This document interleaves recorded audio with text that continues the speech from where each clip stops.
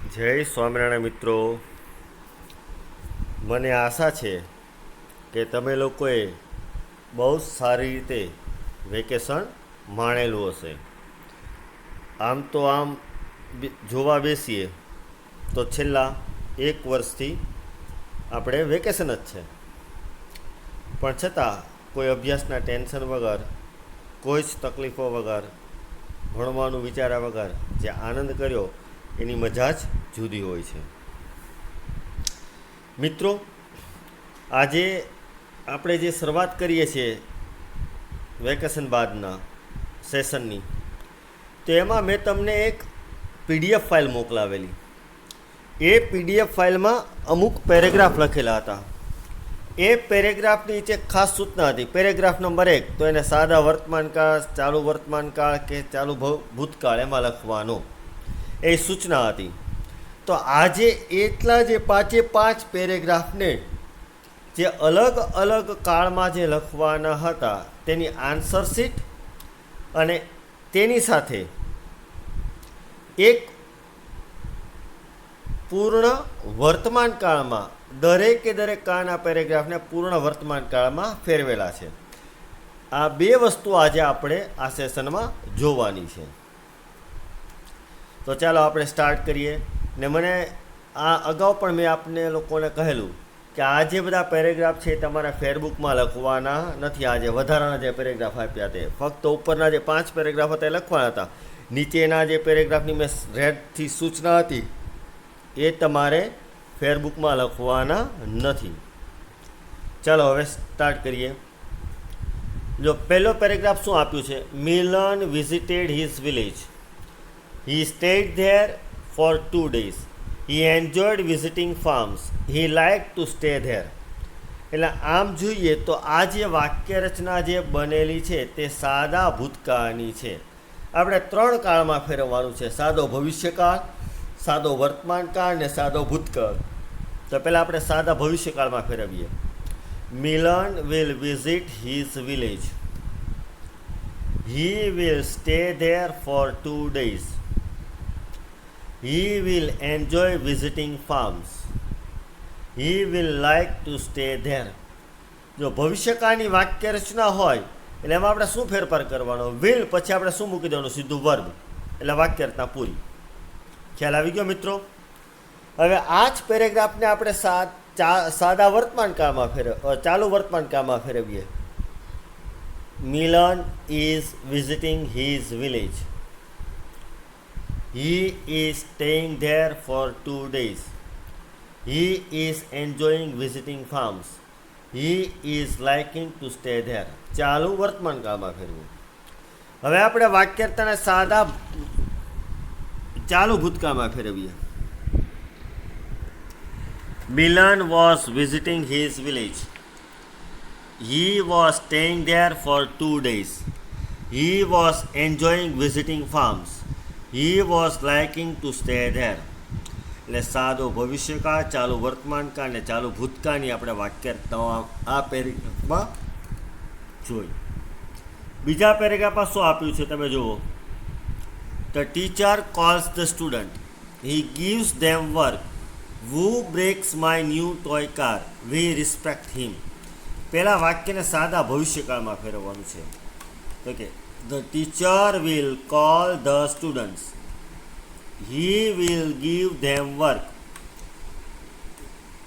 Who will break my new toy car? We will respect him. હવેના paragraph એ જ પેરેગ્રાફને આપણે હવે ફેરવીએ છીએ ચાલુ વર્તમાન કાળમાં. The teacher is calling the students. He is giving them work. Who is breaking my new toy car? We are respecting him. એ જ પેરેગ્રાફને આપણે ચાલુ ભૂતકાળમાં ફેરવીએ. The teacher was calling the students. He was giving them work. Who was breaking my new toy car? We were respecting him. એટલે એક જ પેરેગ્રાફને આપણે 3 કાળમાં ફેરવ્યું. હવે ત્રીજા પેરેગ્રાફ પર જોઈએ. Ketki prepared a dish for her father.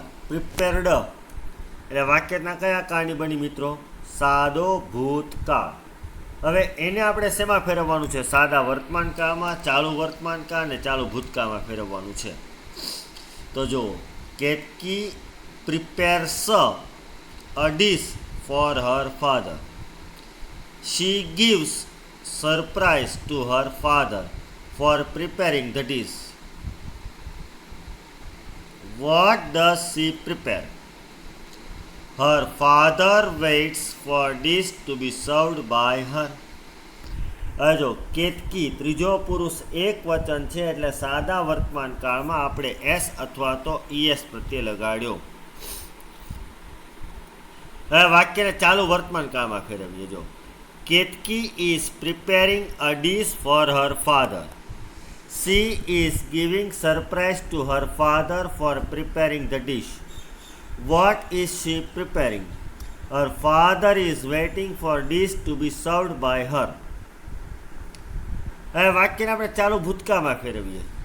Ketaki was preparing. ચાલુ કાળમાં તો શું આવશે? એમિસાર એટલે ચાલુ વર્તમાન કાળ, વોઝ વેર તો ચાલુ ભૂતકાળ. Ketaki was preparing a dish for her father. She was giving surprise to her father for preparing the dish. What was she preparing? Her father was waiting for dish to be served by her.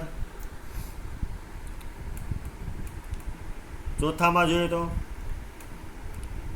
The principal calls Nitin. Calls આવી ગયું એટલે સાદો વર્તમાન કાળ થયો.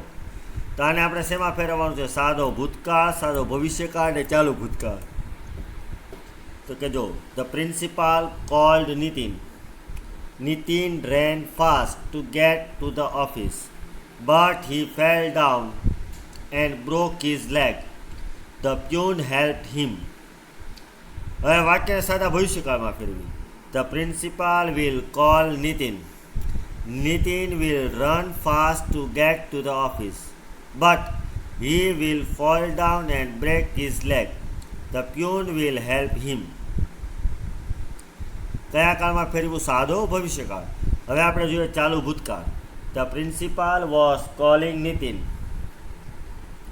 Nitin was running fast two gate to the office, but he was falling down and breaking his leg. The peon was helping him. એમિસારના બદલે આપણે શેનો ઉપયોગ થાય? વોઝ વેર એટલે વાક્યના કયા કાળની બને? ચાલુ ભૂતકાળ. છેલ્લો પેરેગ્રાફ છે એ કઈ રીતે આપેલું છે જોયું. The teacher taught a lesson. Taught આવ્યું એટલે સાદો ભૂતકાળ છે અને સાદો વર્તમાન કાળ, સાદો ભવિષ્યકાળ અને ચાલુ વર્તમાન કાળમાં ફેરવવાનું છે. The teacher teaches a lesson. The students બહુવચન થઈ ગયું એટલે આપણે ખાલી મૂકવાનું ask some questions. The teacher answers the questions. She takes a test. ભવિષ્યકાળમાં ફેરવીએ તો the teacher will teach a lesson. The students will ask some questions. The teacher will answer the questions. She will take a test. ચાલુ વર્તમાન કાળમાં જોઈએ તો શું બને? તો કે the teacher is teaching a lesson. The students are asking some questions. The teacher is answering the questions. She is taking a rest.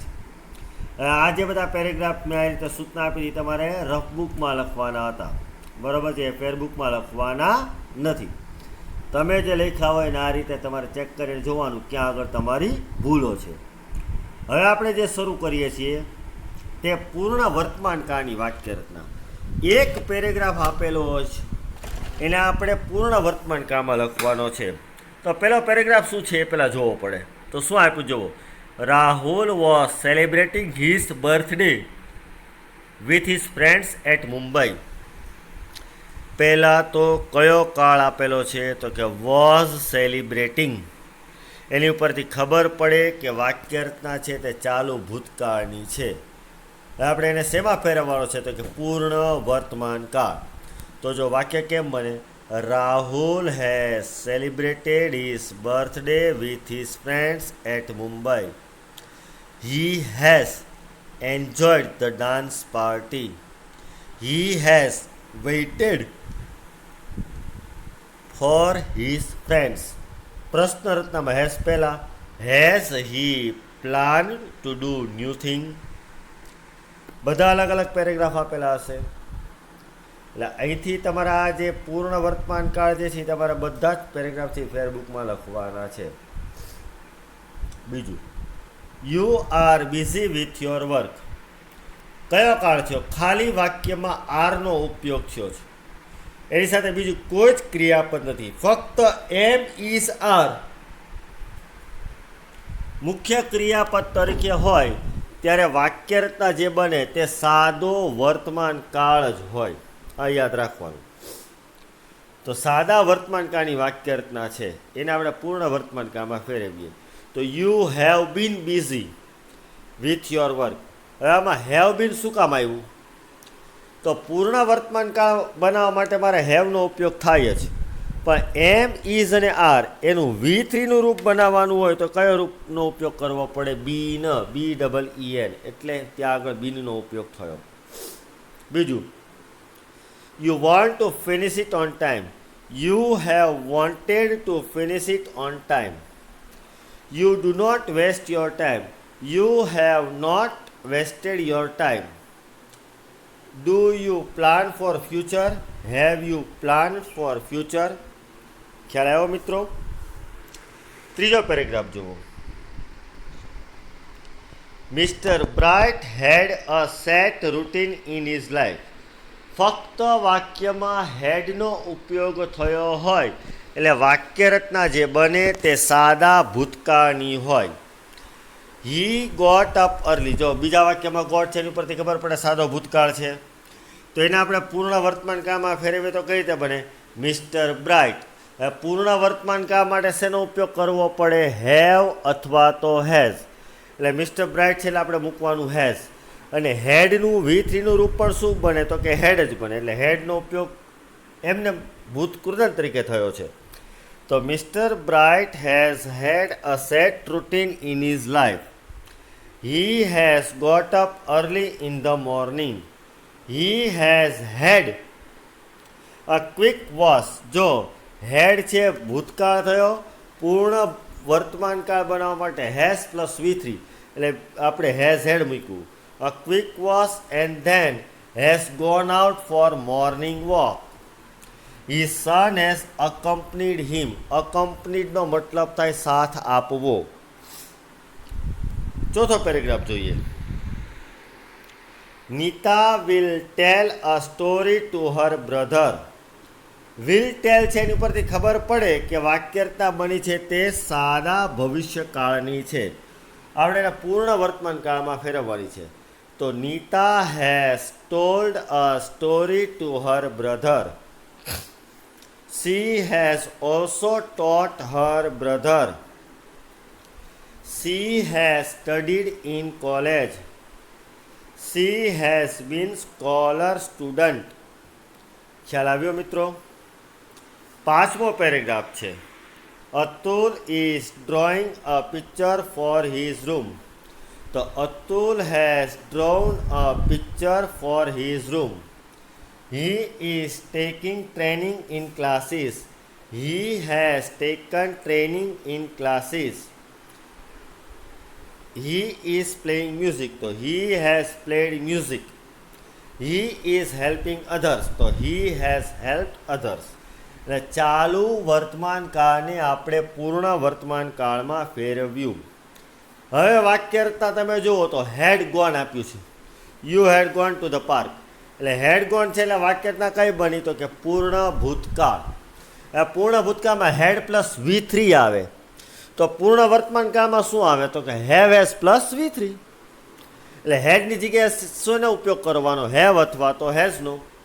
તો જો વાક્ય શું બને? You have gone to the park. Had you ફોરગોટનની જગ્યાએ શું થઈ ગયું? Have you forgotten your water bottle there. It had not been with you. તો it has not been with you.